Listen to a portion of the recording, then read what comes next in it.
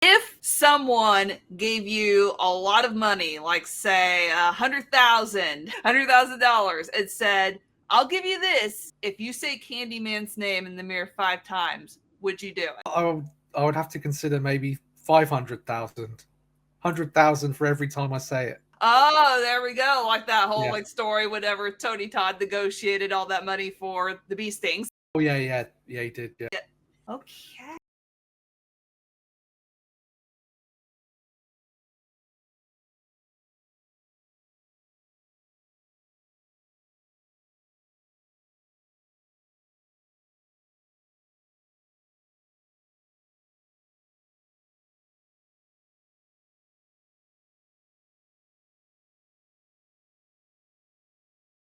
And hey everybody, how you doing? It is I, the Terrorific Lady, otherwise known as Brandy.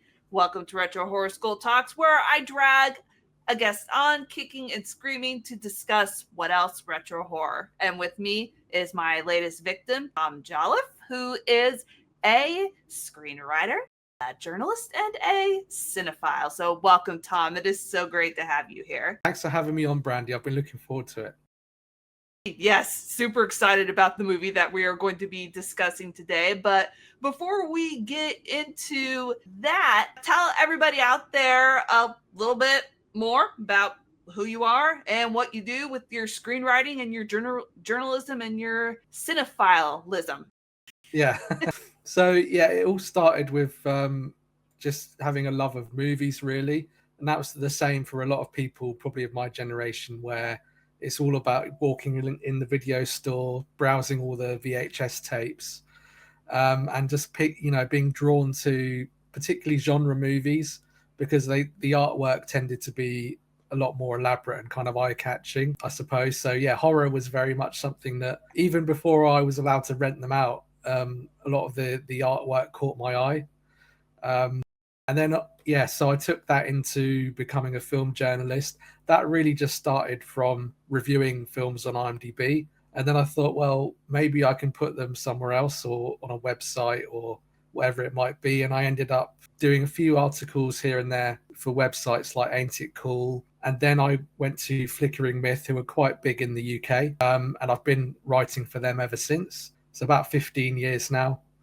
But I've always had an interest in writing and writing movies as well. So yeah, I then transitioned into sort of first writing screenplays that just got housed in my hard drive for ages, and then eventually someone wanted me to write something for them, and it kind of snowballed from there. I've kind of veered in and out of action, horror, sci-fi, but I do like writing horror. So yeah, earlier this year I wrote and co-produced a film that came out called The Baby in the Basket, which is kind of gothic horror and quite atmospheric and sort of patient in its build up, a little bit similar in ways to Candyman in that regard. Would you say Candyman was an inspiration for that? It was one of a few, yeah. So just in terms of the pacing and the way that they built up the story and kind of layered things underneath. So I quite like having my favorite horror films tend to have kind of layers to them and not just all on the surface. So yeah, that was one of many sort of inspiring films. And this movie definitely has a lot of layers, Candyman does. So we are talking about the one that came out in 1992, which was directed by Bernard Rose, has an awesome score by Philip Glass, and I don't know if a lot of people know this, but it is based on a short story. It is Clive Barker's short story, The Forbidden, which I believe is in his Book of Blood, like Books of Blood series. So Candyman, it takes Clive Barker's tale. It was set in Liverpool, and it kind of plunks it right down into the middle of the United States, the Cabrini Green in Chicago. And it has a whole lot of different layers and commentary on race, poverty, folklore, and just even trauma in America. Candyman, like, yeah, he's more than just this vengeful ghost. He's in a sense just almost like a very like a symbol, a warning, a mirror for all sorts of, just like I mentioned before, commentary. So think back to when, if you can remember, it's kind of hard, like for we people that like to watch a lot of movies to remember, okay, when was the exact first time that we saw like a particular movie, but can you remember the first time that you saw Candyman? It was definitely when I was too young to be watching it. Common tale. Quite a few films. So I was probably, I'd say maybe 12 or 13. I can't remember whether it was on the VHS or whether I just saw it on TV late at night. But yeah, I mean, it was one that was quite compelling. I'd always seen the artwork in the video store, so I was quite drawn to it. And I was quite drawn to that because I kind of knew vaguely the idea, the whole concept of saying the name 5 times. Because, yeah, there was an old sort of folklore that was in England round about the time then when I was maybe a little bit younger. That was the Bloody Mary, which is similar, where you say Bloody Mary in the mirror, 3 or 4 or 5 times, and then she's supposed to come out and grab you in the dark. So I remember vividly being told that by a friend of mine, and then we were trying to dare each other to say it in the mirror, and neither of us did, but I ended up having a nightmare the same night about you saying it in the mirror, and then she came out and got me. So then I was quite curious to kind of watch Candyman after that. Can you think of anything in particular that stood out to you just on your first watch of Candyman? Just something that's stuck out in your mind that was like, whoa, this is really cool. Well, Tony Todd, just such an imposing presence. The late great Tony Todd, really imposing presence. The voice obviously is very kind of iconic, and then he's running around with a hook for a hand as well, and going Helen. It's like in that like a really just like really imposing voice. Yeah, I saw Candyman whenever I was a lot older, so it was like 6 years ago. It's one that I always wanted to watch and had in the back of my head to watch, but I always had a really hard time finding it. And when I saw it, I was hooked because of Tony Todd. No pun intended. Or maybe I did intend it. I don't know. Have you ever read the short story that it was based on? Because I know as a person who like really likes to read and compare, I tend to like, if I find out something is based on a book, I'm like, ooh, I have to go hunt it down. So have you had a chance to read that? It's one I've been intending to read. I've not got around to doing it though, but I'd be quite interested to read that, particularly the change of setting being in Liverpool and seeing how it kind of compares with the movie version. Yeah, like I hadn't had a chance to read it either. The only thing I think I've read of Clive Barker's is The Hellbound Heart. And speaking of, let's see here, going back to Tony Todd, just an amazing, amazing performance. Horror movies, especially in the early 90s, it rarely gave us these horror villains with these complex, kind of mythic backstories. I mean, we had the horror villains of the 80s, like Freddy Krueger had his really nasty backstory. Michael Myers didn't really have much of a backstory. And even like if you're going to the 70s, Leatherface's backstory is it's strange, but it's not as complex and mythic as Candyman's backstory. And Tony Todd's performance, just probably one of the best like horror villain performances in my mind. But so we talked a little bit about some stuff that first stood out to you when you first saw the film. Did any of the themes or commentary in Candyman like stand out to you? Maybe not on your first watch, but maybe on later watches, like when you came back to it. Yeah, I mean, not in terms of the themes of race and class in it, and all the the stuff with gentrification and everything like that. That didn't really kind of jump out at me on the first viewing. Probably I was a bit too young, preoccupied with the hook hand, and all the gore and stuff. Not that there's a lot of gore in retrospect, but yeah, I would say maybe when I was a little bit older, I started to see those things. Once you kind of know when the jump scares are going to come and all the other stuff, I was kind of a bit more, particularly when I started writing films as well, and looking at films more from almost like how they're made and what they're trying to tell you. Particularly once I studied film in university as well, where we would actively start looking into, plot and subtext and everything like that. So I'd be looking at how they shot it, how they edited it, but then also the themes and the subtext in the film as well. Yeah, it's one of those films where even when you first watch it, the themes and the subtext, everything, they're there, but they may not hit you until like after you've been away from the film and you've had a chance to think about it, and you're like, yeah, that's, I'll have to go back and watch it again. So I've watched this film multiple times, and I'd say the one thing that really sticks out to me and just makes me angry is when, like, after Helen, a particular scene, Helen gets attacked, and she ends up talking to her friend and saying, like, you know what, that one woman gets murdered and nobody does anything, but when something happens to me, they lock the whole dang building down. That just, Yeah. yeah, that made me so angry because I just hate seeing people like get hurt. Yeah, I mean, they really did sort of capture a sense of reality there, and obviously, yeah, Cabrini Green itself is, because I was only aware a bit more recently that it was based on a real area, and it does ring true to the area itself. So similar backstory where it starts off as this development that's meant to kind of help people, and then it kind of gets left to its own devices somewhat, left to kind of fester. Elevators break down, no one fixes it, etc. And then obviously crime rises, and then it kind of just gets ghettoized, I suppose. And then the end of that cycle, which they kind of touch upon in the film as what's coming next, is it gets swept clear and then gentrified. So, and then the residents kind of get displaced and pushed out into other ghettos, and some of them have to get pushed out of the city completely. So yeah, I mean, it's a bit sad because it does represent real life. Unfortunately, it's still. So it says a lot, and it's still very prescient, I feel. Yeah, very predictive of things that are still going on today. It's a movie that could have been, if you can look at a movie that was made like a little over 30 years ago and say that it could still be made today. It could have been made today and still be relevant. Then, you got yourself something like good, something special. Yeah, definitely. I mean, they explored in even more depth in the reboot as well.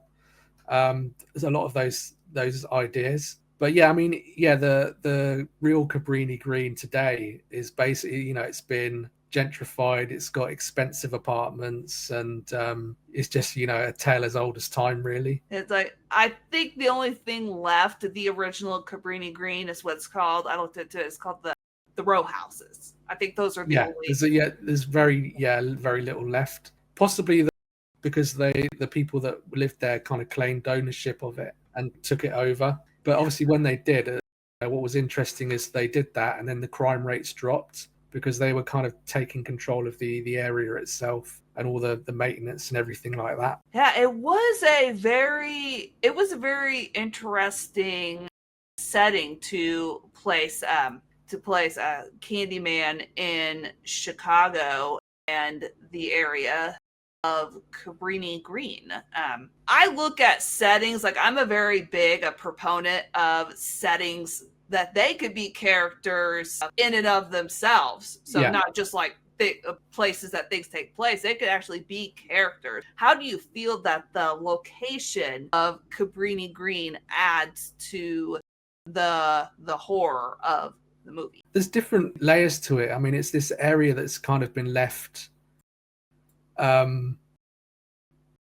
kind of to its own devices somewhat, and it's been allowed to kind of really get dilapidated and crime ridden for an array of reasons. So there's that, and then there's that hostility that kind of comes with an area like that. And then obviously from an outsider's point of view looking in, you've got Helen is kind of going into this. I mean, she goes in quite naively with she's not even that fearful to begin with until kind of she gets attacked and she faces hostility because she's kind of a little bit, I suppose, bullheaded and a bit naive.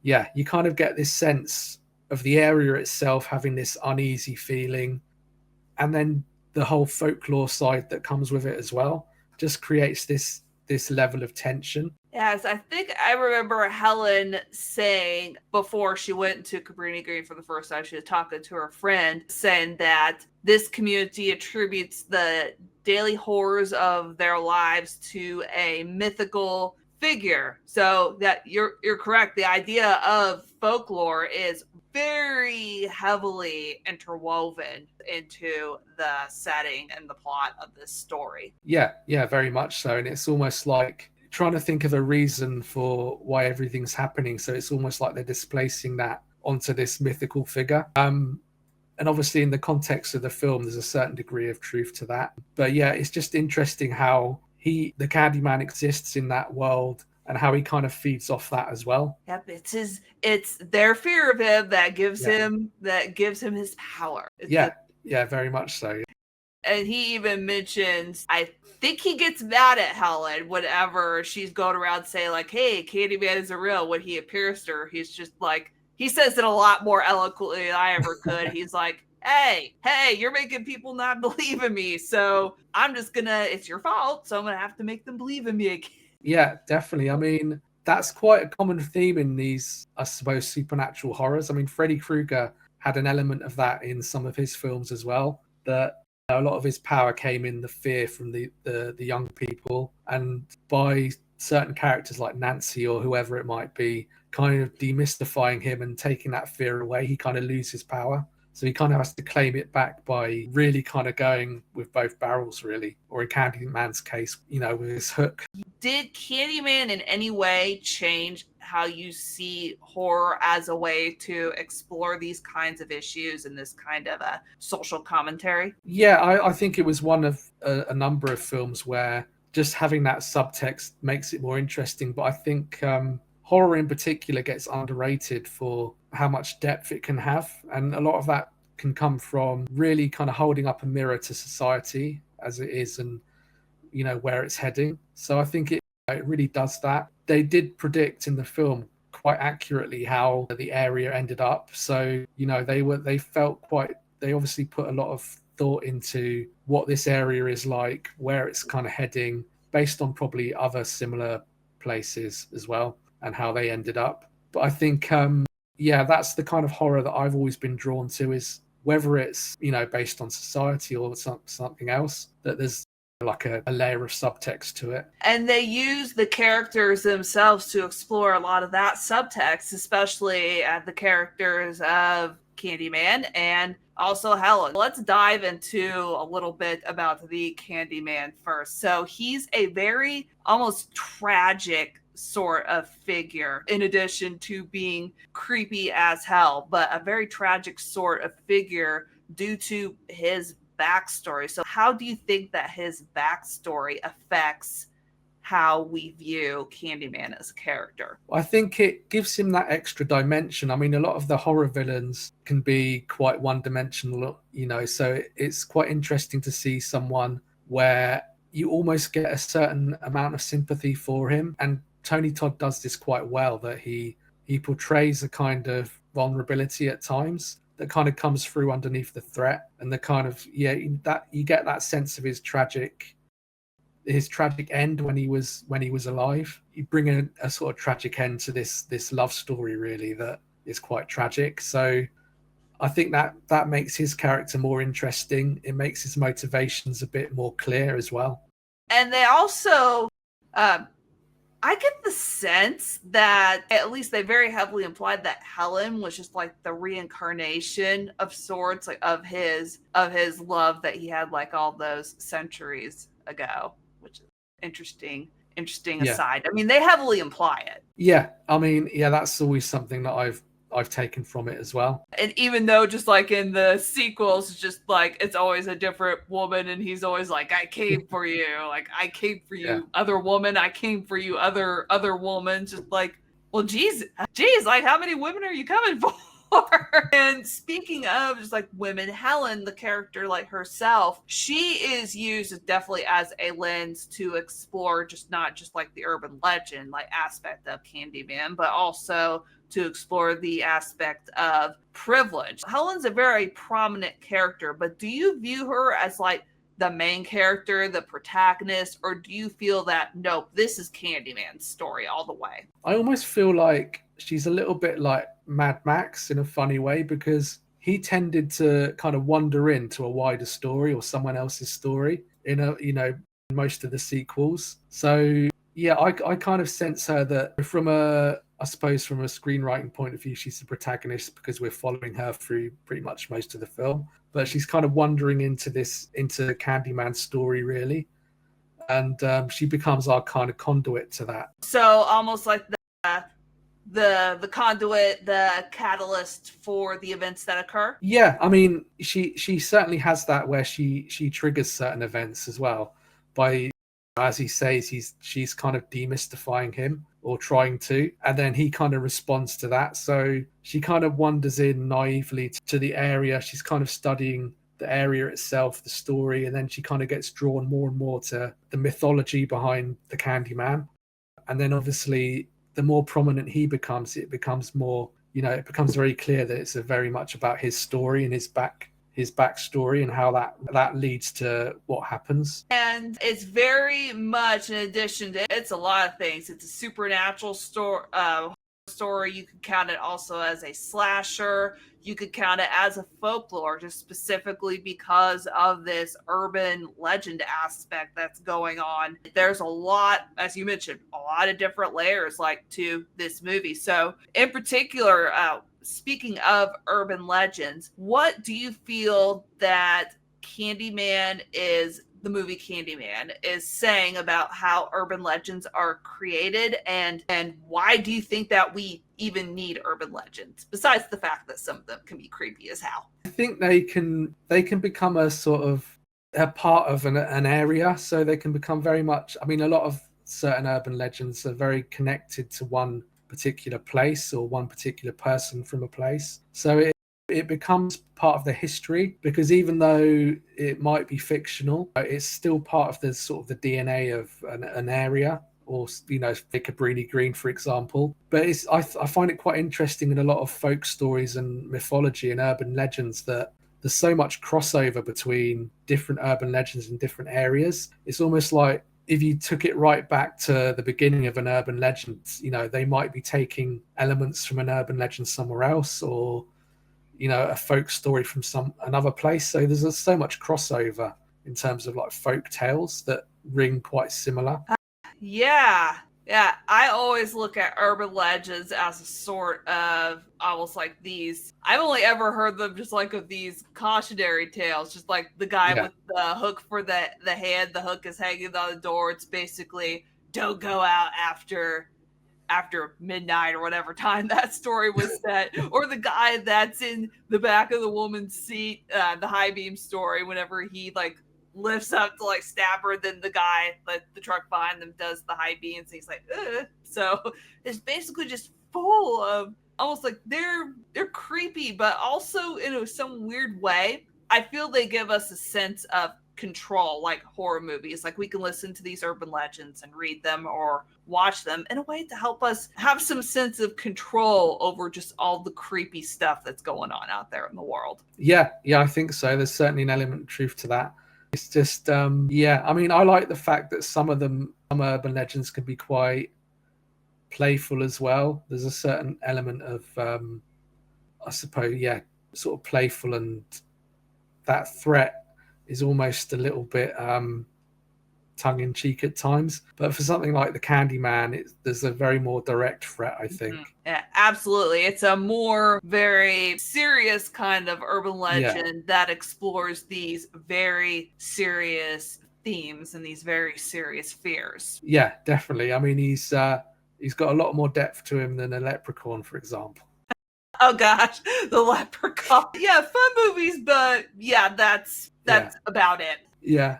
But I mean, again, they crossed over so many different sources of inspiration. There's so much Celtic and Nordic and a load of other stuff as well that all kind of gets fused together.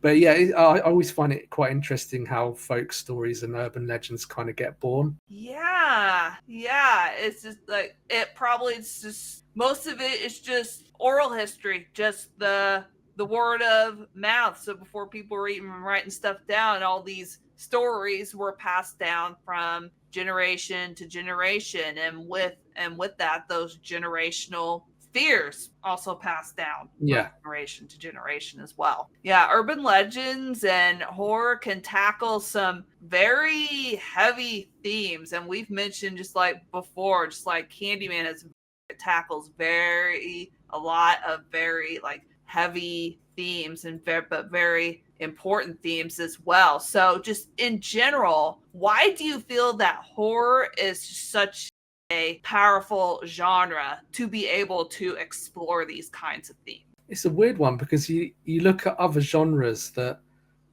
you tend to explore quite a lot in sci-fi as well. Action you generally don't explore a lot of depth into. So yeah, horror again is one of those where you can kind of put a microscope to what's happening in society or different kind of subject matters. I don't know whether it's that thing of, because horror is based on heightened emotions, particularly fear, that you're so kind of drawn into your story just from a physical and kind of reactive point of view. It's quite a good way that you can kind of put that message in as well, because it's such a kind of like a thrill ride when a horror film is done right, that you feel so involved in it. But then the filmmakers can take what might be quite a simple narrative and then kind of layer things underneath, almost sort of, like giving you extra depth by subterfuge, really. It's almost weirdly underhanded, perhaps. Yeah, and the way that horror movies sometimes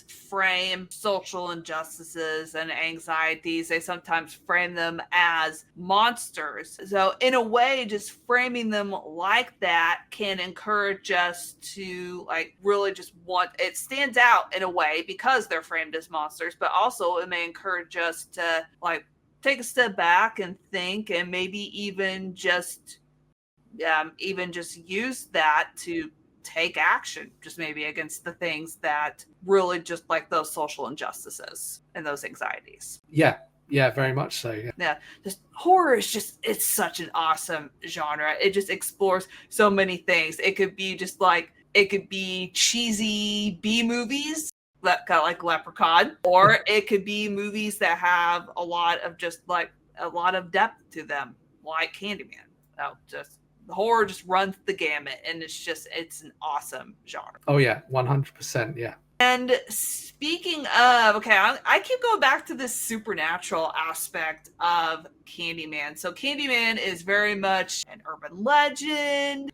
I guess you could consider him a ghost, a vengeful ghost. I don't blame him. Like after what happened, I think he has every right to be a vengeful ghost. Do you consider it just a straight up supernatural film, or do you think there's more going on there than just that? I think there probably is a little bit more to it. I think obviously you got a very strong supernatural element to it as well. I like the fact that there's that kind of psychological aspect of how he really sort of, once he's, becomes prominent in the film, how he starts to kind of drive her psyche a bit and sort of almost start kind of manipulating her, even like physically as well. So I think it's quite interesting that you've got how that urban legend itself becomes very much a source of fear and control on her and the people of the residents there. So yeah, it has a kind of, even without the supernatural person himself, there's these elements of control just from the legend itself and how people kind of perceive him. So you feel it also has a psychological like horror aspect to it as well. Interesting. Never thought about it in that way. I always thought the folklore is very present, the supernatural element very present. There's definitely the slasher element to it too, but I never figured psychological horror into that. That's really interesting. Yeah, I've just always found it, because it becomes, particularly in the final sort of third, it's quite an intense movie in terms of how, she really starts to kind of break down and kind of lose a grip on her reality. Obviously she has those moments where she blacks out, she comes to, and then, she doesn't realize what's happened. And she's kind of thrown into a situation where, there's blood everywhere, or, something horrible's happened. So yeah, she kind of almost disconnects. So there's certain, you got this element that has certain mirrors, I suppose, to sort of schizophrenia. But then obviously you've got the supernatural element as well.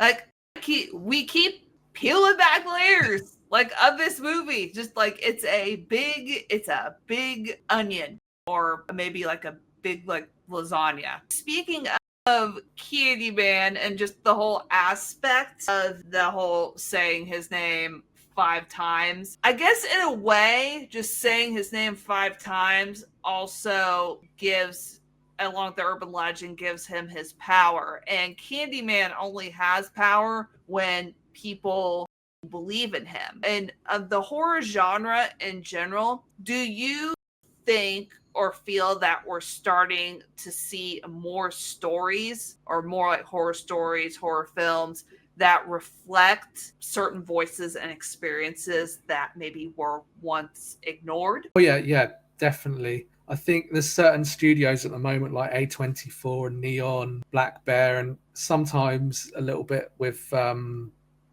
Blumhouse. Yeah, you're getting a lot of more representation, a lot more voices, and films about different experiences as well. And I find that quite interesting to see, because again, it's fusing that simple horror story that might be on the surface quite basic, but then you've kind of got that experience that you're seeing, and all the subtext beneath that as well. I would definitely agree there. So starting to see more representation in horror, especially more representation as far as horror through the lens of women. I mean, horror has always like been a pretty like heavily feminist genre, but we're even seeing more horror through the lens of women, more horror through the lens of the LGBTQ plus community, and especially more horror through the lens of the Black community. I'm seeing horror through the lens of the indigenous community. So yeah, we're seeing more representation. Just like still have got a long way to go, but yes,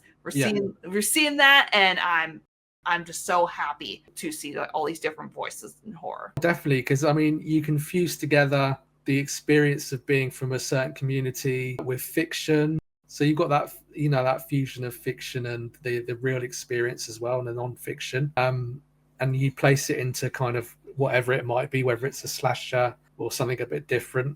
Candyman is definitely, it's scary, it's thought-provoking, and I was young whenever it first came out, so I don't remember a whole lot just about how it was received. But here's like what I found out just like through research about how it was received. People thought it was a little bit of an outlier financially. It didn't do like amazing, and people really didn't know what to make of it, and it was even critiqued as being somewhat of an irresponsible film. Yeah.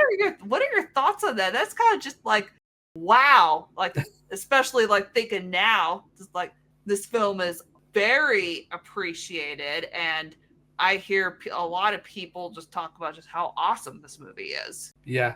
Well, I mean, generally, the horror films that have a bit more depth to them, or a bit more to them just to like than a straight up sort of slasher, they tend to kind of take their time to get appreciated, or at least back in the sort of the 70s, 80s, and 90s. It maybe, I think from a critical point of view, critics back then were, I suppose there was a certain snobbery toward horror. So you would get films that, and it was similar with action as well and sci-fi, that so many films would get kind of like a negative response, or maybe mixed at best. In hindsight now, because those kind of genres have almost become preeminent in the cinemas. So what used to be considered B movies are now like the be all and end all, the big tentpole films, except now they don't cost 2 million to make, they cost 200 million. In terms of like, the Marvel stuff, I mean, that's all born out of, what used to be historically B movies. So yeah, there's been a bit of a shift around in the culture of watching movies and critiquing them, at least professionally, where a lot of these films that used to be kind of looked down upon tend to get good reviews. There's a weird sort of flip around now where if something gets good reviews on, say, Rotten Tomatoes or whatever it might be, you'll get a section of sort of fandom that kind of rebel against that. So yeah, you'll see sort of things get really good reviews, whether it's an A24 horror or whatever it might be, and then by the time it gets to the fans, they almost rebel against that. But I think there's definitely more depth now to horror.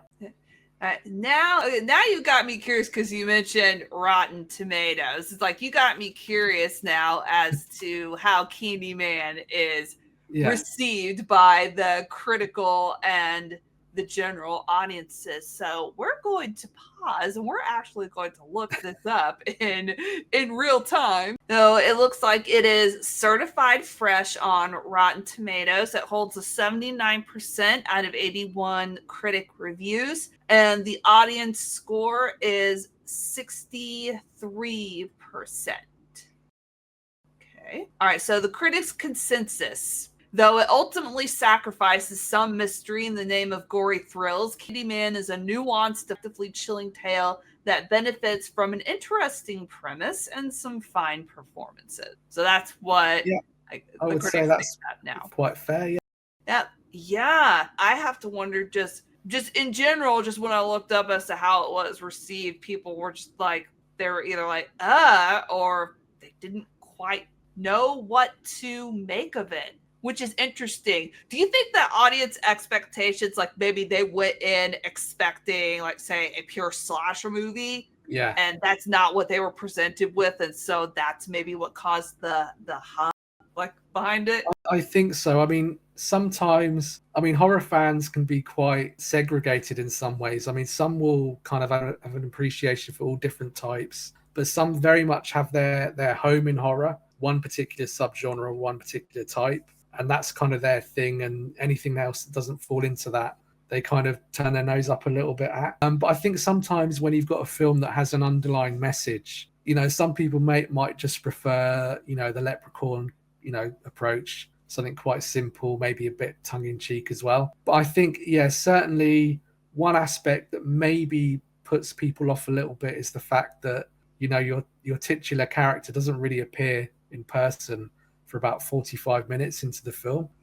Yeah, it's quite a way into the film before he really, you see him in full kind of form. Oh my gosh, I didn't even think about that. Maybe just because of his overall presence, that I think he's in the movie a lot more than he actually is, or he appeared like a lot sooner. Wow. Yeah, I mean, people generally would think that you do feel that presence throughout, but I think some people kind of want it in their face a bit more, I suppose.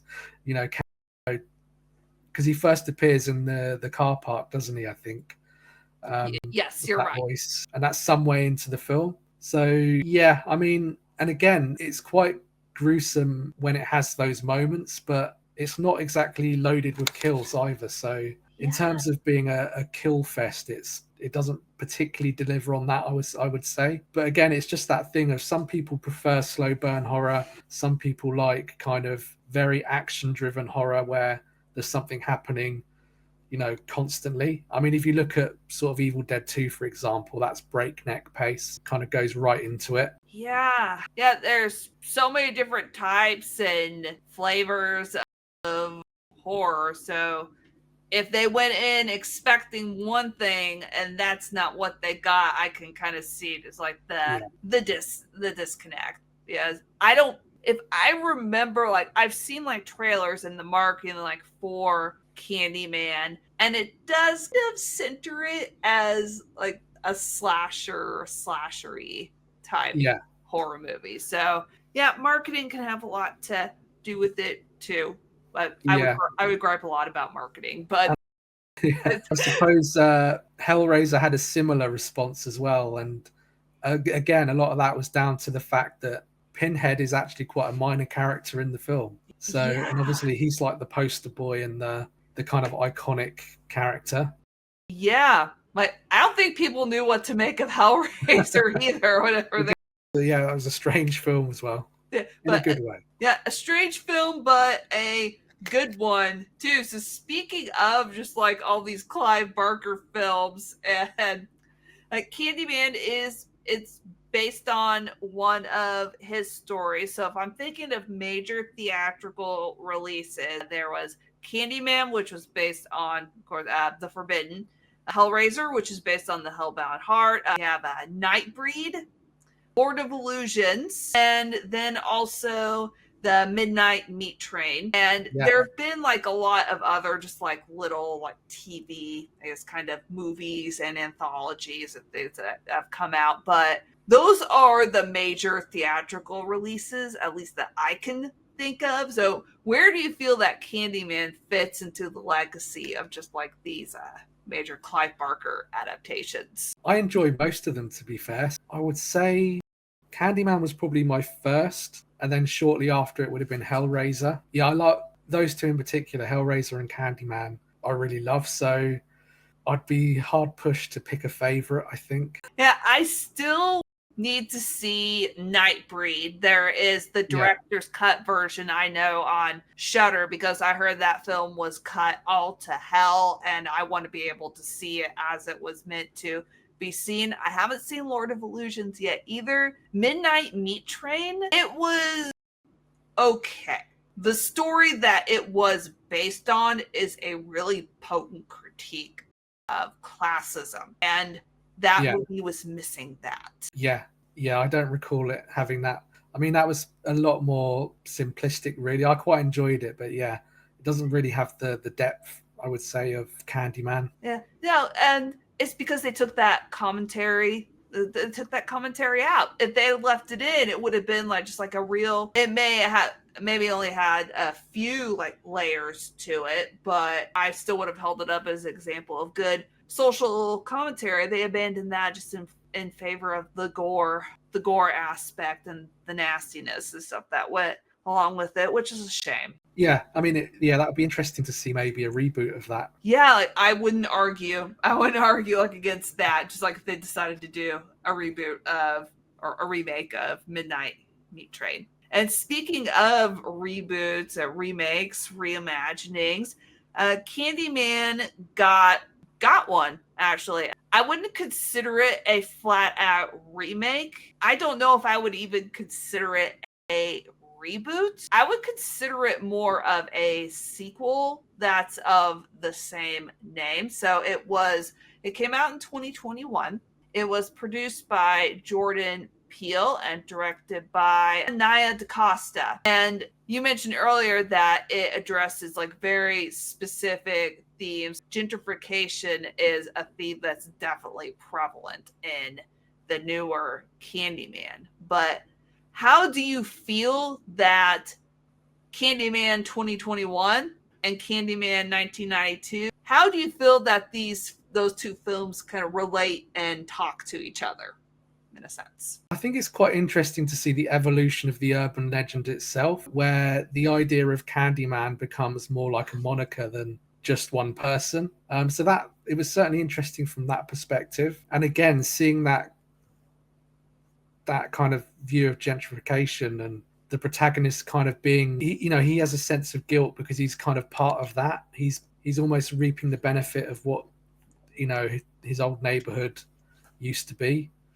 So yeah, it's quite interesting from that perspective, really, just to see a different point of view and to see the evolution of the urban legend itself. And I like how the fact that the main character, Anthony, that's baby Anthony, that was in 1992 Candyman. So the character anyway, not the same actor, like obviously, but I like that connection. So it felt like he was a part of things essentially from the very beginning. Yeah, definitely. I mean, that's quite an interesting connection that they had in the film. But again, I just like how you see that development of how the urban legend has kind of transformed and how other people have kind of taken on that moniker and almost taken on the supernatural power as well. Yeah, that does make sense and kind of attests to the fact that it has like the urban legend of Candyman at its core, and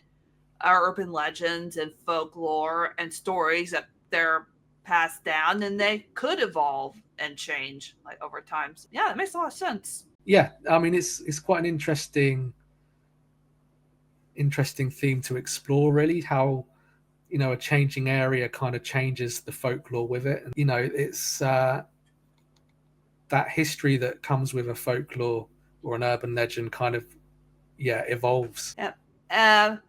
But I think people like still like whenever they think of Candyman, they think of Tony Todd. That's just like the instant thing that comes up when about Candyman. And Candyman, I feel, is a horror icon, a very iconic horror figure. Is like he hasn't been in as many films as say Freddy, Michael, Jason. I feel he's nonetheless iconic. What do you feel about Candyman's icon status? Do you feel that he is a icon, or what are your thoughts on just like Candyman as an iconic figure? Yeah, I think he's definitely a horror icon. Yeah, I mean, I think people really kind of know the image. Horror fans in particular, even if they haven't seen the film, they kind of know of the image. They know of the idea, saying the name in the mirror 5 times. So he's certainly got that kind of iconography. And I think the fact that he's not been oversaturated with movies helps as well. Sometimes, you kind of get too much of one character and it almost demystifies him and kind of numbs his impact slightly. Yeah, I think Nightmare on Elm Street, I think, the franchise has about 9 movies, if I'm remembering correctly. I know that the Halloween franchise has 13, and I don't even remember how much the Friday the 13th franchise has, like 12, or yeah, it's like definitely double figures, yeah. And then obviously you've got remakes as well. Yeah, so so like a lot. But you can have maybe certain character like Mike Myers is always Mike Myers, or Michael Myers, sorry. Yeah, Jason always does pretty much the same thing. So you kind of get that repetition where they're just kind of going over and over again. Or you get someone like Freddy Krueger who kind of evolves in a different way, becomes more comedic to the point where I think he ended up with a kids cartoon at one point and loads of merchandise and things like that. Yeah, so I mean it sort of took away the mystique of him a bit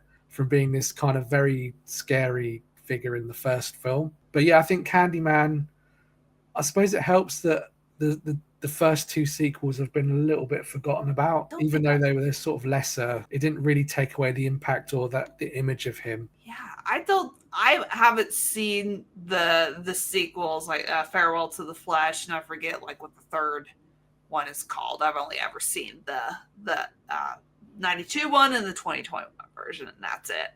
Yeah, they're probably the 2 worth seeing. I've not seen the third one, but the second one, I mean, it has its moments, but it's not really. Again, it's a bit more centered on Helen again. Oh, okay. It's almost like a repeat of the first one. Yeah, a little bit. Yeah. That's what I don't like about sequels, is whenever they just like repeat like what happens in the first movie. It's like, wait, I just saw this movie. Yeah. All right, now we're to the portion of what I like to call the what if scenario. So whenever it comes to horror or any kind of movie, really, I like to think of, well, what if this happened? What if that happened? What if like I was in a certain situation? How would I handle it? Or how would characters handle this hypothetical situation? So here's the what if situation we're going to noodle on. So what if Helen had never said his name 5 times? Even though she's researching him, maybe she was a little freaked out and was like, you know what? I'm going to opt out of saying his name 5 times. So do you think that Candyman would have found another way back if she had not said his name 5 times? Yeah, that's interesting. I mean, I suppose he may have done. I suppose it depends on how much power comes from that act itself, or whether really that's just part of the urban legend that doesn't really affect his power. These horror icons, they always find a way, don't they? So I'm sure he would have. Yeah, like maybe people don't have to say his name 5 times, and just the fear of him is what gives him his power and his ability to just like come back. It could be. I mean, even the fact of people not saying his name out of fear might actually give him more power. It's almost like it's counterproductive. Yeah. If you get a bunch of people and they don't really care and they just say it 5 times in the mirror, conceivably it weakens him. And I suppose that's almost what triggers him to kind of push back, is the fact that she is kind of quite naive and obviously demystifying him a lot. Yeah. I know it's a fictional story, but you're not going to catch me saying his name 5 times in the mirror. No way. I've never done it either. All right, now we're to the portion of what I like to call the retro lightning round. So I have some questions that are Candyman related, and I'm going to ask them. Say the first answer that pops into your head. You could just give me the answer only, or you can expand on your answer as much as you'd like. Are you ready? I'm ready, yeah. Okay. First question. Do you think that you would survive Candyman, or do you think that your curiosity would get you killed? I think I would survive. You're just gonna avoid Yeah. saying the name, just like me. Oh, yeah, I'll avoid it. I'm the kind of person, I don't walk down that dark tunnel, or I'll let someone else do it. Yes, I'm with you there. Yeah, if I see a big hole in the wall with a mural of the Candyman, I won't go through it. No, To his mouth, no. Absolutely not. I will stay out of danger. The end. I'll just let someone else do it. I'm in to 100% agreement there. Who do you think is the scariest out of the two? Candyman or Freddy Krueger? Well, that's tough. That is very tough. So let's go Freddy Krueger as he's portrayed in A Nightmare on Elm Street 1984. So yeah. I mean, I've always found that concept itself really nightmarish.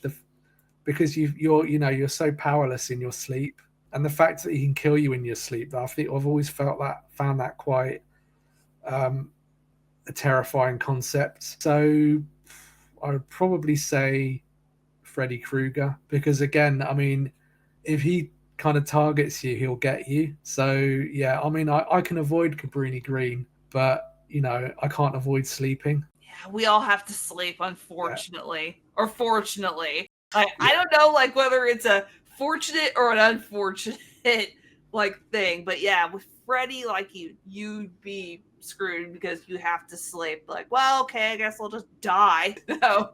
I won't buy a property on Elm Street though, so I might be all right. There we go. So we could just avoid that scenario altogether by doing that. What is your favorite quote or scene or moment from the movie Candyman? I would say my favorite moment is the psychiatrist's office when she's speaking to the psychiatrist, and just that moment where, I mean, spoiler alert, sorry to anyone who hasn't seen it yet, but yeah, where Candyman, I mean, it's probably the most gruesome part of the film, where he attacks the psychiatrist from behind with his hook coming right through the front. So yeah, there's that, and then probably my favorite quote is "Be my victim." Be my victim. He could say it a whole hell of a lot better than I ever could. But just just be my victim. No. Now, if you were going to do a double feature, and one of the films that you were in the mood for Candyman, and you wanted to pair it with some other film, what film would you pair Candyman with for a double feature? In terms of the film itself, it probably doesn't tie exactly together, but it's another Bernard Rose film, Paper House, which has kind of psychological drama, but it has elements of horror. But I think it's there's some really dark moments in it, and it gets quite scary. Also based on a book again, and the original story was really good as well. So yeah, I'd probably say Paper House. So I think there's a lot of elements to really enjoy in that, and it builds up quite nicely to quite a chilling finale. And again, there's a bit of depth to it as well. So yeah, so it's related to Candyman. Those aspects. Slow burn, has a lot of layers, builds up based on a book. So yeah, I'd say that's a perfect double feature to that Candyman and Paper House. Right. Well, time flies, and as they say, all good things must come to an end. So once again, Tom, I want to thank you for coming on and talking all about Candyman with me. I really appreciate it. No, my pleasure. Thank you. And before I let you go for realsies, you thought I was gonna let you go immediately. No. But give some final thoughts about why people should watch Candyman. Maybe they haven't seen it. Maybe it's been a while since they have. So why should they watch it or revisit the movie? Well, I think, yeah, it's got a lot of depth to it. It talks about a lot of different topics and themes. And I think if you've got any interest in sort of folk stories or urban legends or myths, no matter what they are, you'll find it quite interesting and how it's portrayed in the film and how these kind of things develop and kind of carry through particular areas. So I think, yeah, there's a lot to enjoy even amongst all the sort of the usual horror trappings of blood and guts. And where can people find you without having to say your name 5 times? Well, definitely don't say my name 5 times or I'll just jump out. But you can find me on Instagram at Jolliffe Productions. And that's it. Usually people have more. It's like, so you're only on Instagram. I'm not massive on social media, but yeah, I think Instagram's the one I tend to use more than any other. I'm also on Letterboxd, but I can't even remember my handle on that. But it's on my Instagram account. I've got a set of links there. So yeah, Instagram or Letterboxd, and then you can look up what I gave Candyman. Right. If I've rated it, that is. I might have to rate it. Okay. I will have the link to your Instagram in the description below this video. So thank you. And thank you to everybody out there for watching this episode of Retro Horror School Talks. Please like and subscribe and share with fellow horror fans and fans of Candyman. But be sure to not say his name 5 times.